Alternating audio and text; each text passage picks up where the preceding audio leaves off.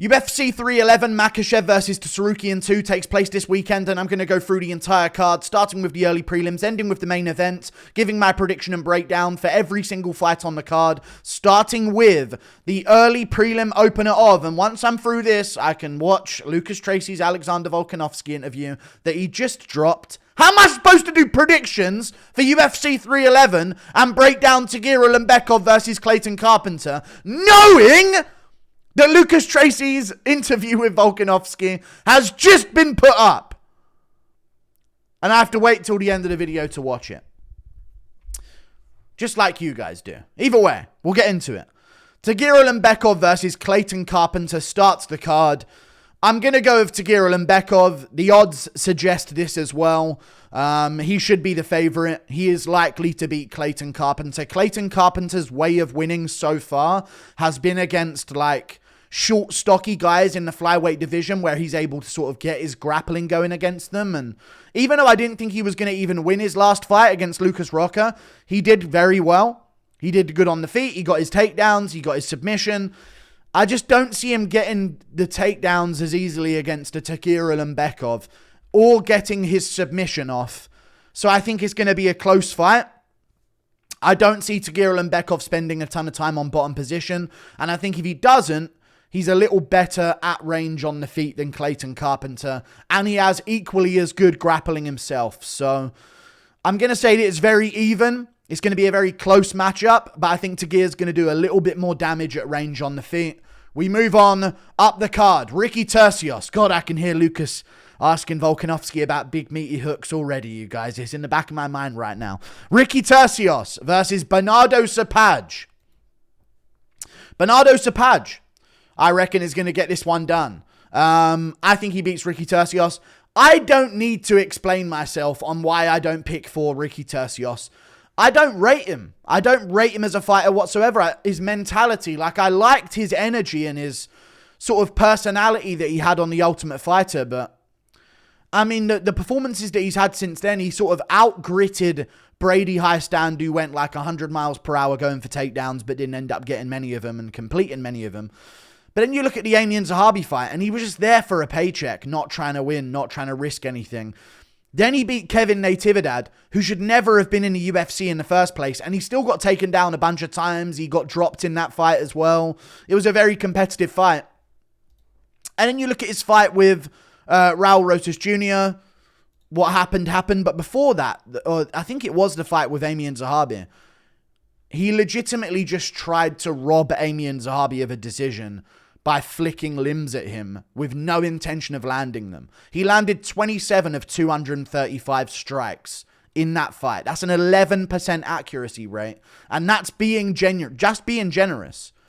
I don't rate Ricky Turcios' mindset or his will to win or his grit. I'm going to go with Benardo Sopaj, who took the fight against Vinicius Oliveira on short notice in his debut and was doing good against him. I know everyone's going to remember the highlight reel of Vinicius Oliveira landing that flying knee up the middle in round 3. But people forget, man. Benardo Sopaj, I can't say that without doing the voice.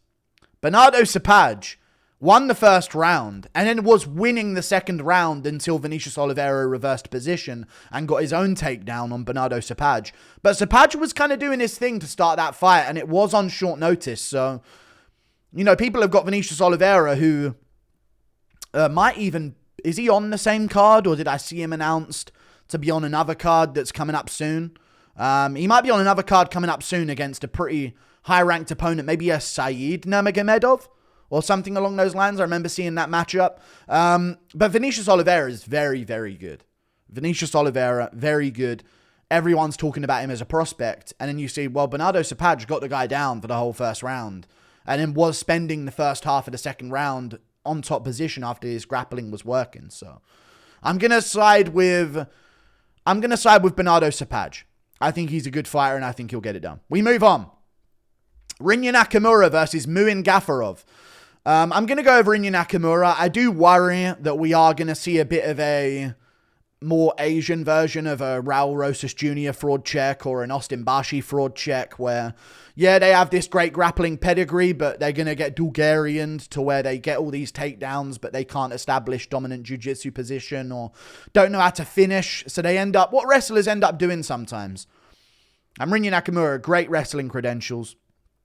We see that in his fights as well. But they don't, their end goal isn't to get a rear naked choke on someone in their sport and tap them out like that. You know what I mean? So what they end up doing in MMA is they get to a position where a Charles Oliveira, if he ever got to that position, would have the fight finished 100 out of 100 times. But they get to a position where they just sort of like reset the wrestling exchange. Where they'll dominate a guy and then they'll be like, all right, let him get back up and start working a takedown again. And in MMA, we're looking for damage. We're looking for dominant position. We're looking for finishes with submissions, but Muin Gafurov is fat and terrible. So I am going to have to go with Rinya Nakamura, but I do sense a Raul Rosas Jr. If they put this dude up against Christian Rodriguez, I don't know what's going to happen. Okay? That's all I know. I should have picked Christian Rodriguez to beat Austin Bashi. I wanted to, but I went against my inner thoughts. But I'm going to go with Rinya Nakamura. I like the time that he's had off.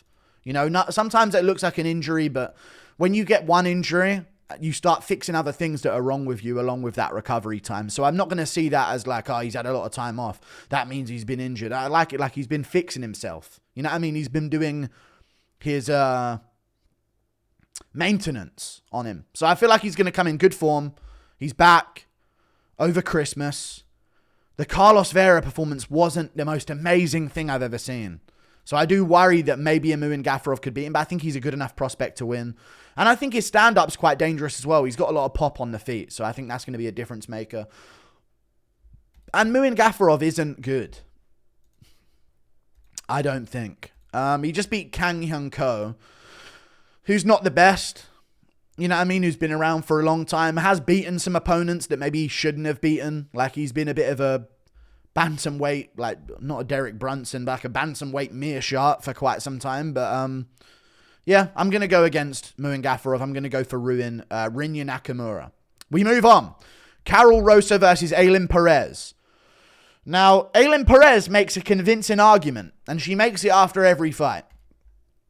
But Karol Rosa is better than her at MMA. She has great takedown defense. She has the ability to get back up to her feet. She has the ability to strike without looking like a 12-year-old.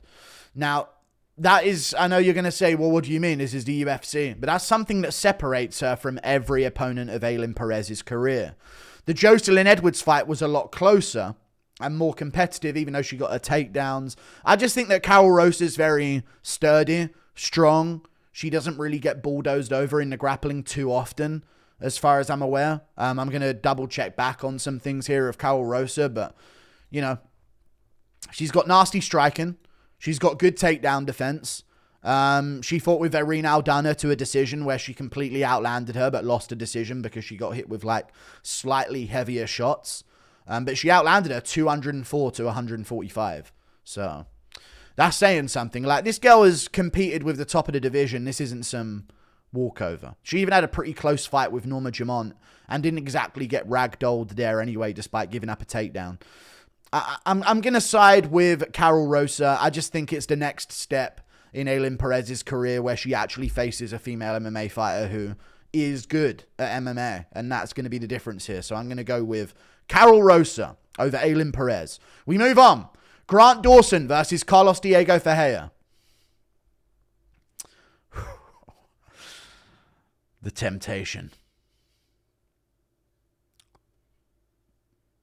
I'm doing it.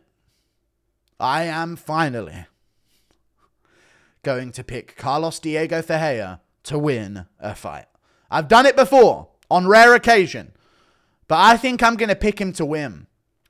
Grant Dawson is reliant on grappling. Reliant on grappling, you guys. He needs to grapple. I have seen Carlos Diego Ferreira scramble like a madman against some of the best grapplers the lightweight division has to offer. Gamrot springs to mind. Dariush springs to mind. He does not accept bottom position. He was kind of mid-fraud check against Gamrot before Gamrot hit him with that sneaky knee to the side of the rib that ended up breaking one of his lower ribs. I'm going to go Carlos Diego Ferreira. Power in the hands. Nasty knockout ability. He's got some momentum right now. Dude's getting paid. Like, he's actually going on a bit of a run. And if he wins this one, he's going to be looking for ranked opponents again. But I'm looking back and I'm seeing, like, this guy he just fraud checked Rebecca. I ain't picking Dawson to beat him. This guy fraud checked Rebecca after being dropped. Put the pace on him, broke him. Fraud checked Rebecca. Slept Michael Johnson out cold. What is there? What can't this guy do? You know, nearly was on his way to fraud checking Gamrot, but ended up, he was up 36-25 on strikes. Gamrot couldn't establish dominance with the grappling and ended up sort of like chucking little knees into the side and stuff like that.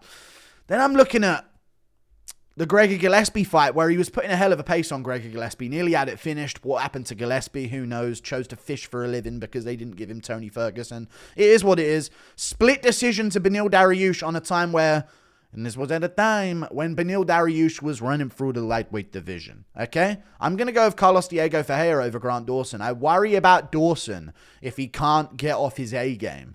If he can't go in there and just smush a guy with a grappling. I'm concerned. And I think Carlos Diego Ferreira is going to win. We move on. Up the card. To another fight which have all been cancelled. What? We've got some cancellations here of... I know Walker Guskov was cancelled, but Zachary Reese, Cedric Dumas has also been cancelled. I'm just going to check through some things right now to make sure I've got the correct structure of the fights. Has there been something added that I'm not aware of? What a $1 billion company. 1, 2, 3, 4, 5. Okay, apparently Zachary Reese is fighting Azamat Bekoev. I'd rather have not known that because now I'm going to have to do a prediction on it now, live on video. Otherwise, risk having to re-record the start of this. I choose convenience over accuracy. And I choose... Fuck, who am I going to choose to win the fight? This is a pretty tricky fight to predict, actually. Let's go Bekoev. Zachary Reese is American. He's soy, Western. We're just going to go off of vague ideologies here. Didn't this guy lose to Cody Brundage? Lol, what a terrible fighter this guy is. Not 29-year-old, 5'11", 72-inch reach Bekoev, the kingpin, training out of American Top Team, I tell you. He's had some great wins, back to back to back. Over Dylan Budka, he got a win against. And that's a pretty, it's not really too impressive to do a split decision with him, though. Is it? Nor is it to go 5 with 9-2. Young prospect. Never mind. Lucas Fernando. And who could forget Chauncey Foxworth? 19-10 at this point. That he ended up defending his belt against. God, I'm annoyed by this. He went to a split decision with Ibrahim Magomedov. I'm just going to have to side. This is a Dagestan. I'm going to have to side towards Bekoev over Zachary Reese. I could see Zachary Reese being a little too athletic and getting off some shots early, but it's not like Bekoev, some fat slob of a guy for the division that's coming in on short notice. He's a pretty big dude. You know? I'm going to take him to win by decision on short notice. It's a risky pick, though. So maybe you go Zachary Reese just because you know he's had full camp, but I'm going to go with Bekoev here. I know Bekoev. I've seen some fighters that he's been up against. I've actually seen him beating people that I've had to do predictions for before. So, yeah, I'm gonna side with him. I'm gonna side with the grappling being a little bit. I saw Zachary Reese get taken down by Cody Brundage. I know others have been, and it's not just trashing Brundage the whole time that I'm doing here, but yeah, I'm gonna have to side with him. He's had some momentum recently. He's coming into his prime. Yeah, I'm gonna go with Bekoev. We move on to another fight up the card. Jailton Almeida versus Sergey Spivak. Now, Sergey Spivak isn't obese. He's just overweight. So there are some concerns for Jailton Almeida here. Sergey Spivak is very technical as well, but I am going to go with Jailton Almeida to beat Sergey Spivak. I reckon he will win a decision where maybe he will spend some time in some bad positions. Sergey Spivak isn't a guy that he's easily going to be able to just bulldoze through and get a submission against on the ground. If he does, that would be very impressive. If he goes out there, ragdoll Spivak and subs him in immediately in the first round, that would be impressive. I just don't like his finishing ability as much here. I could see this being a bit of a to-and-throw grappling fight where Jailton Almeida's athleticism carries him. Maybe he has to escape a couple of submission attempts from Sergey Spivak, who has a Kimura as Almeida gets a takedown, or looks for an armbar when he lands on bottom position. But I think we're going to see this get stalled out. And we're going to go to a decision, and Jailton Almeida's going to win a 29-28 decision over Sergey Spivak.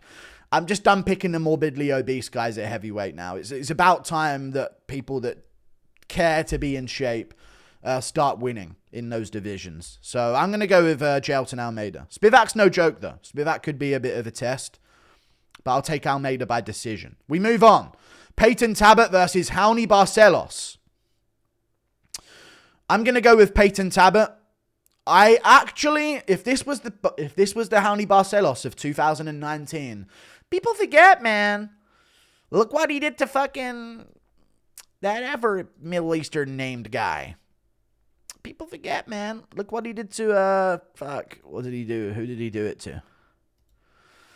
Look what he did to, he ain't beat anyone. So actually, this is one of the reasons. Look what he did to Khalid Taha.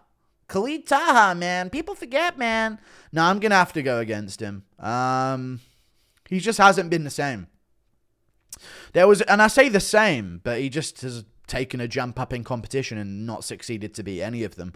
He could have arguably beat Valiev. He should have got a draw in that fight. He dropped the guy twice in a round and didn't get a 10-8. So I don't know how that works.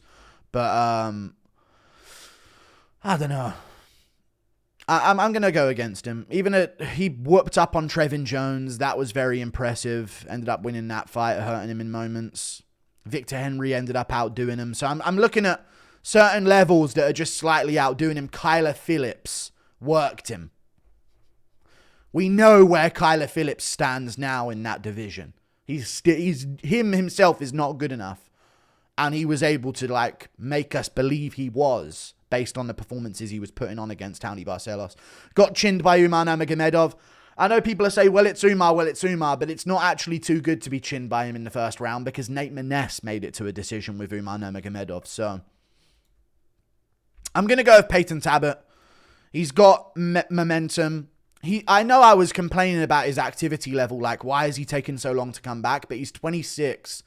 So he's going to want some time off. And he was making performance bonuses, and it hasn't been that long. It's been 7 months, I think, since his last fight. He fought in June. So yeah, it hasn't been that long. I'm sure he'll try and be more active in 2025. I do worry that he's been doing a few too many social media things. I've seen him on a fucking dating show. Let's wait till we get the belt, or at least are in the vicinity of the belt, before we start doing those side quests. But I still think he wins. I think he beats Barcelos. Barcelos' chin worries me more and more as time goes on. He's 37 years old. He's got a reach disadvantage. He's a lot smaller than Peyton Tabet. Tabet's a big dude for the bantamweight division. And I think Tabet can catch him on the feet. So I'm actually going to go with another KO win for Peyton Tabet. Maybe late in the first or in the second round. Maybe Barcelos will be doing good and then Tabet will catch him.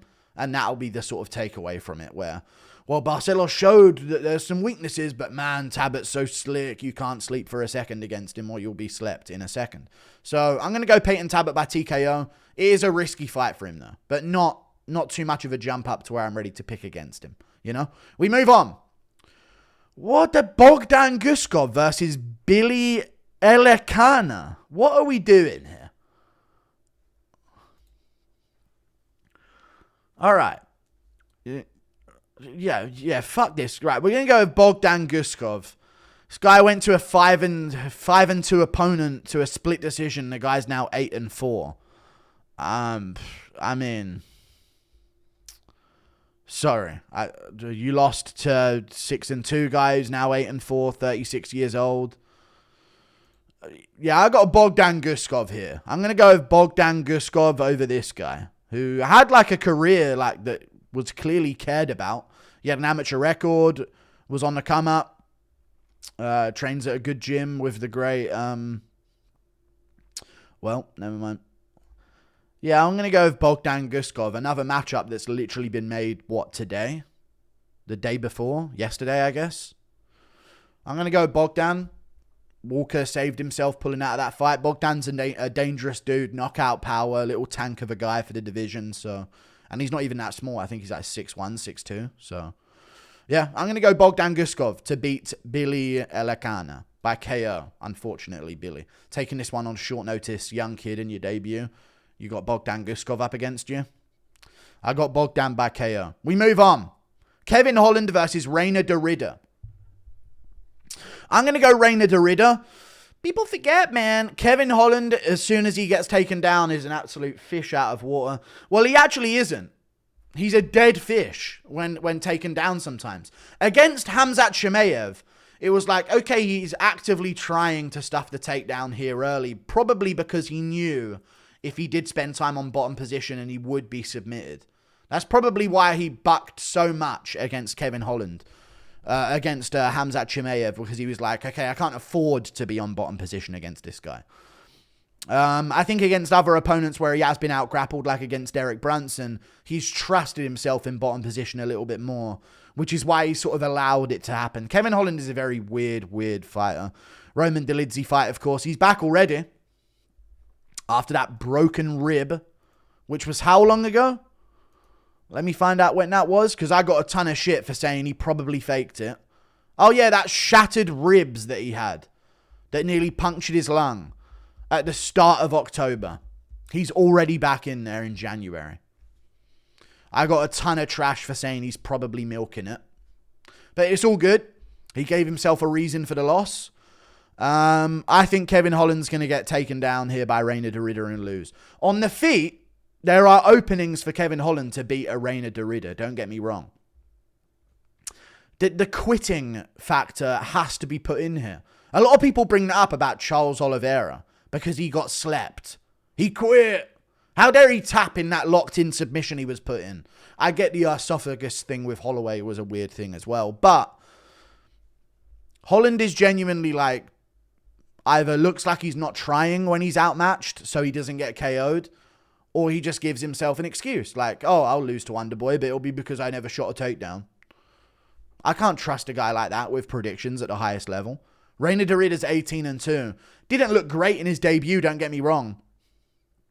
But one, submitted Gerald Meerschaert, out-grappled Gerald Meerschaert, despite in moments being out-grappled himself and throwing himself on bottom position with the weirdest-looking moves you've ever seen. I just think at one point he'll end up on top of Kevin Holland, and I think if he does, there'll be a massive strength difference between the two of them. Massive strength difference. Holland is a very narrow-shouldered, frail middleweight, especially compared to a big dude like fucking Reina Derrida. He's like built like Elon Musk on HGH, but 6'4". So this is a tricky one because he could get caught on the feet, but I will take Reina Derrida to submit Kevin Holland early or in the second round. That's my prediction for the fight. We move on. Beneil Dariush versus Manny Moicano. Let me tell you something, my brother. Beneil Dariush will kick KO. No, I'm joking. I'm going to go with Renato Moicano. I think Dariush has had it. Not just because, he had this injury, he had to rehab this pulled muscle. It was this ligament damage for this. Would you believe it? You know, he broke his nose. Going to have to sit this one out. He broke his leg when he was supposed to be fighting Makhachev, correct? He broke his actual leg in that fight. And he had to take time off. And since then, after coming back after that, where he was on a crazy run, where he beat Gamrot, I think he beat a weakened version of Gamrot. It seemed like Gamrot didn't throw anything after the first round when he punched Beneil on the side of the head and started shaking his hand around. We never heard the doctor's note because he's not Kevin Holland. But, you know, it was an interesting performance from Beneil. He won the fight. He out-scrambled him, left him on the feet with him. I just think that Renato Moicano's good on the feet. He'll be okay on the feet against Beneil Dariush. And I think the way that Dariush strikes, fair enough, I don't see Moicano going out there and just taking him down and bulldozing him on the ground. I think he will be out scrambled or scrambled with to a level where he can't dominate in those positions. I can see Dariush turning his back, going for a spinning back fist, and Moicano immediately getting to his back. You know? Dariush throwing one of those lazy body kicks that he goes for. Moicano doing exactly what he did with Benoit Saint-Denis and scooping it to the outside and getting to the back again. I don't see that with Gamrot. Gamrot shoots to get the grappling going. Moicano gets to clinch. He locks up a position where he's got your back. He's got one hook in already. It's a little different. Plus, I think his stand-up's good enough. So, I'm going to trust in money Moicano to beat Beneil Dariush. Dariush's last 2 memories of being in the octagon are him being smoked both times. That's got to be a bit of a, I don't know how I'm going to do when I come back type moment. Plus, he's been out now for another year and a month. At how old? How old is Beneil Dariush? He's born in the 80s, this guy. He's born in 1989. I think he's 36 years old. 35 years old. Same as Moicano, but a different past few years. I think we can agree. Like, if you look at their past few years in their career, you see Dariush didn't fight once in 2024. Before that, he got smoked immediately by Tsarukyan and smoked immediately by Charles Oliveira. Had top position for a moment. Oliveira didn't, I think he pulled bottom position in that fight after failing a takedown of his own. But, yeah, I just think he's too old, man. I can't look at Beneil Dariush and think he's going to beat Moicano right now. Considering that Renato Moicano, again, compared to Dariush's last year. Last year alone, he beat Dober, Turner, and Benoit Saint-Denis, and now he's back again. I do worry about the shoulder. He actually didn't even fight in 2023, Moicano, but I do worry about the shoulder blade. That is a concern. But I'm going to go with Renato Moicano. Maybe not getting a finish this time, but getting a very close fought 29-28 decision. I don't see him finishing Beneil, maybe. I just think he'll do a little better, and you'll see, oh, there's Beneil in the 3rd round. There he is. He's back. He actually looked like he was waking up a bit in the 3rd round. But then it'll be a little bit too much, and Moicano's already had the back standing for a bit in the 1st, and people forget, man. Beneil Dariush was literally seconds away from being flatline KO'd by Drakkar Klose. We move on. I'm going with Renato Moicano getting this one done. We move on. Yuri Prochazka versus Jamal Hill. I'm going to have to go with Jamal Hill by KO over Yuri Prochazka in round 1. Prochazka fans, I know this is hurting us. Okay? It really is. We rooted for him for so long. He was the one, the chosen one. He also chose not to defend himself in the striking. And when a guy like that, whose ability and aura in the cage is based on his invincibility, let's just call it what it is. Reyes thought that dude was unkillable, even though he rocked him and had him nearly out of there in a moment, by the way, even on the back foot. Just saying. Reyes looked at him like, oh my God, this guy's invincible. What do I have to do to him? The same with Glover eventually, even though he almost won towards the end. I'm sure there was a bit where he looked at him and thought, oh my God, how is this guy still coming at me? I've rocked him, I've caught him, I've put him down, I've sliced him open. He's still right there in my face. I don't think that's going to be there in this fight. I think Jamal knows if he catches Yuri the right way. Plus, it's a 3-rounder, which is really good for Jamal Hill. If this was 5, not that Jamal Hill's had problems going 5, but it would Yuri needs to build into a fight a lot of the time. You know what I mean? He could catch Jamal Hill early. I just think he's too open, man. Especially for Jamal's sneaky lead hand with his lead hook as Yuri steps in with his head low to throw over the top stuff. I just feel like Yuri naturally slips inside of an imaginary jab to the face that isn't there. And sometimes he goes under it. And actually in the Ferreira fight, he was getting hit by jabs that were meant for his body because he kept ducking down into them and eating them to the face. Ferreira was throwing body jabs. He kept ducking down. And then eventually he starts trying to look on the outside of the lead hand or to slip his head on the outside or inside of it. And he gets caught coming in by that left hook from Ferreira. I'm going to side with Jamal Hill here, catching him with that left hook. I do worry about... Well, I don't. I do worry about the fact that Jamal Hill's not exactly known to, like, chew up the legs of his opponent. That was something that made me confidently pick Rakic to beat Yuri, which didn't end up happening because Rakic just ain't built like that, I guess. But I don't think he'll need the low kicks. And I think the lack of low kicks will probably make Yuri feel more confident to rush in a bit more. And I think Jamal's going to catch him with a lead hook and send him down. I think Jamal Hill's going to get a KO.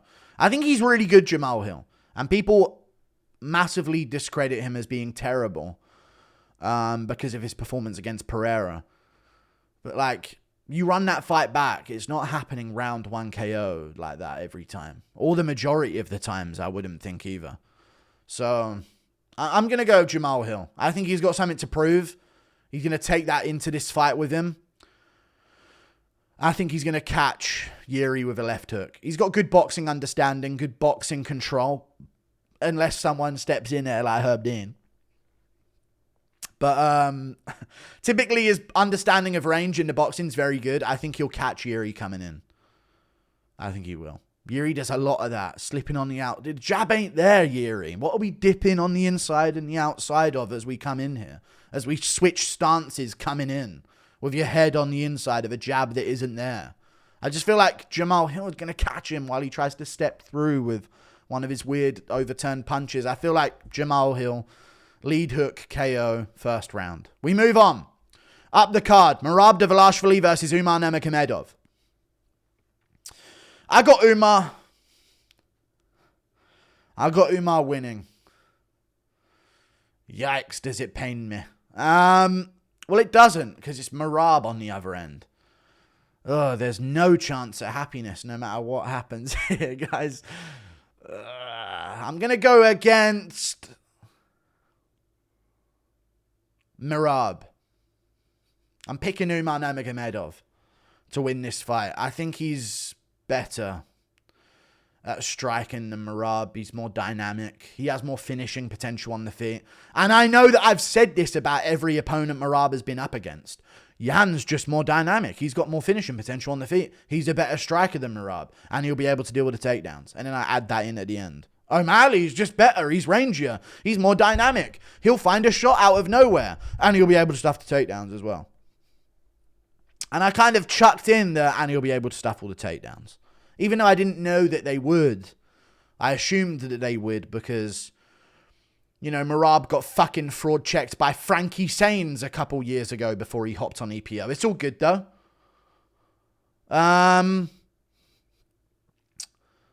You know, just run into the fucking brick wall that is Frankie Sains but bulldoze through Peter Yan 5 rounds straight. What changed, Merab? You start going for a jog? Start going for a jog in the middle of your training camp? Oh, what took you so long to add that into your game? All good. Ricky Simone giving him all kinds of problems in round 2. Not Peter Yan! Not a single problem. It's all good though. I'm going to go with Umar because amongst all the things about on the feet, he's more dynamic. He's got more finishing potential.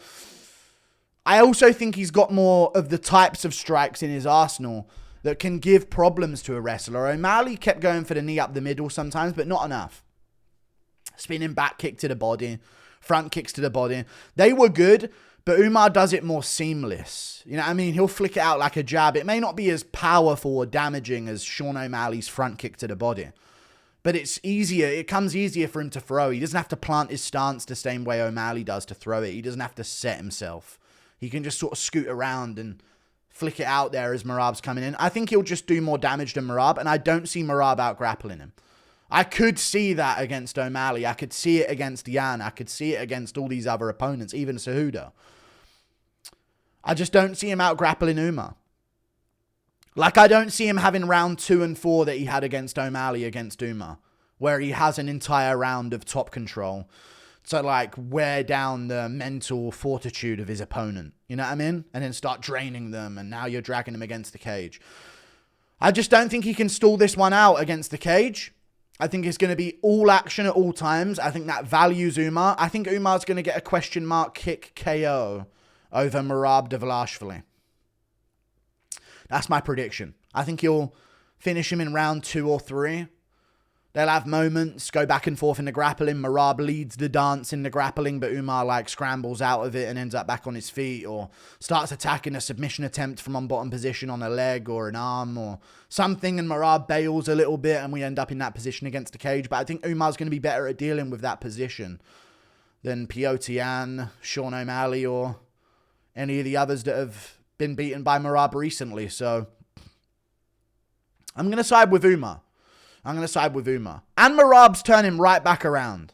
That needs to be mentioned as well. I know Umar had some kind of injury that he thought was going to delay him, but it didn't end up delaying him. So maybe there's something to look into there, but I think it was a forearm injury, and I don't really see Merab slamming body kicks into him to where that's going to be an impact. Like, I knew that would be a problem for Volk against Makhachev. I don't think this is as serious of a thing at all. I'm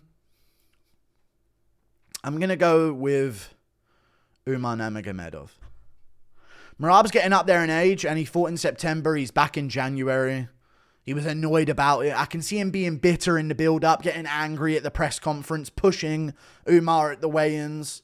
Fight starts, he's a little bit more annoyed and angry, but there's not a reason for it that he can call out to Herb Dean and like complain about Tim Welch trash-talking him or anything like that. He's stuck with his anger. Maybe he angers his way to a win, but I think Umar gets him. I think Umar will get him at some point with like a front kick up the middle or a question mark kick.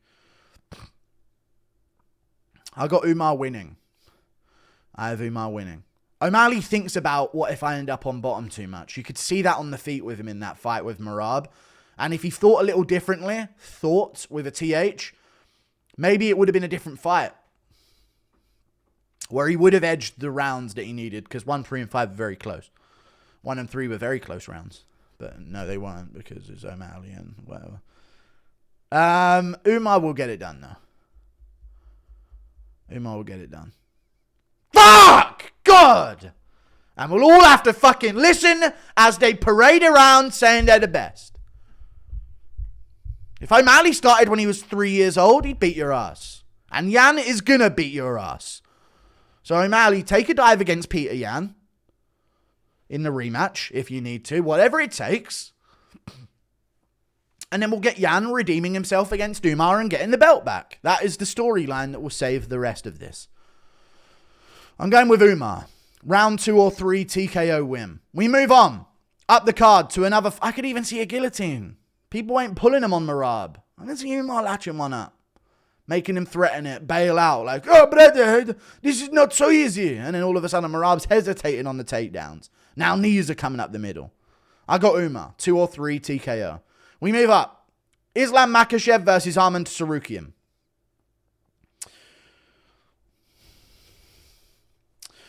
Now, guys, hear me out.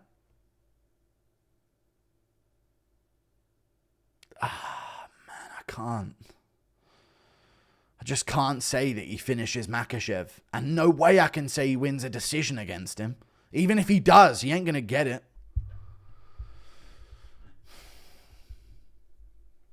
He ain't going to get it even if he does.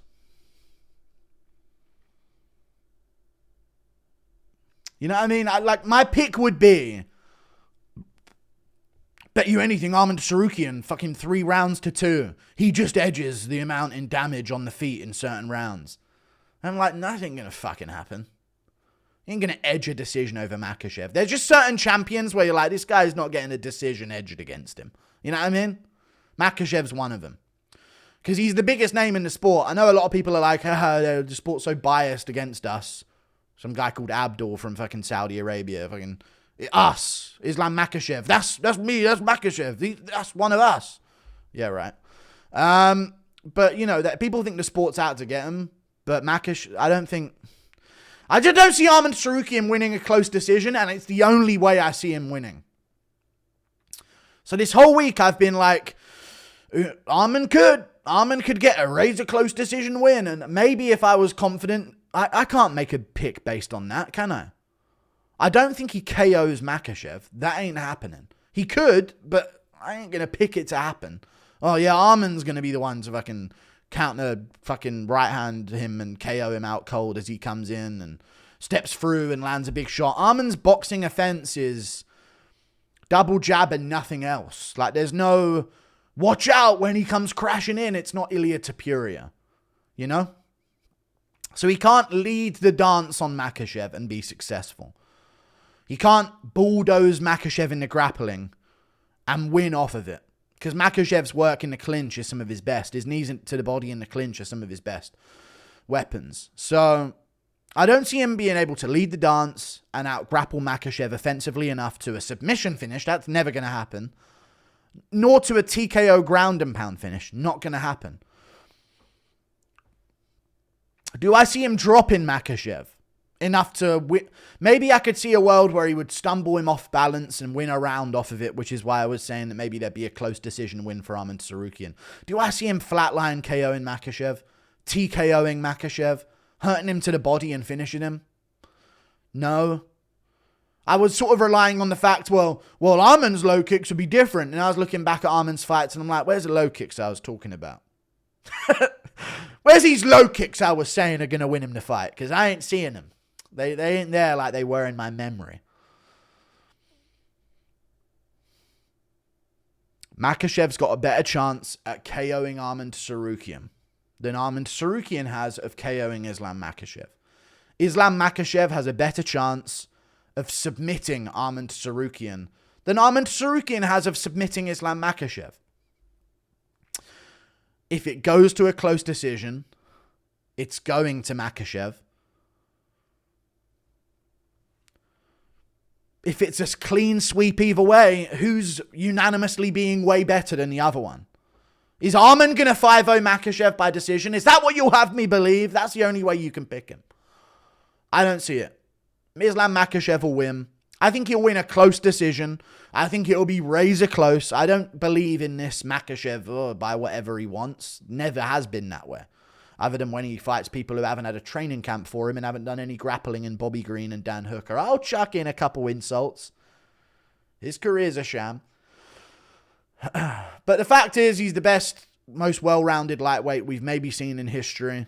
And he'll probably, wobble Arman with blocked head kicks, leading Arman to take him bad shots that he doesn't really want that then get reversed, and then he has to survive bad positions against Makhachev in certain rounds. I'm going to say one judge gives it 4-1, two judges give it 3-2 to Islam Makhachev. Maybe he definitely wins the last round. No, maybe Arman wins the last round. Maybe Arman wins the last round, gets one of the first 4 or first 3, and then Makhachev, 3-1, Arman's going to need a finish here. And he's doing some good shit in round 5, but it's not leading to a finish. So I'm going to go with Islam Makhachev, getting this one done. Close decision win. That arguably we can go back and say, well, on damage, but Islam Makhachev's going to win the fight. 3 rounds to 2 at least by decision. So Makhachev and Umar will win. It's okay. You guys wanted it. This is what you wanted, and I've been screaming for years that we need to prevent this.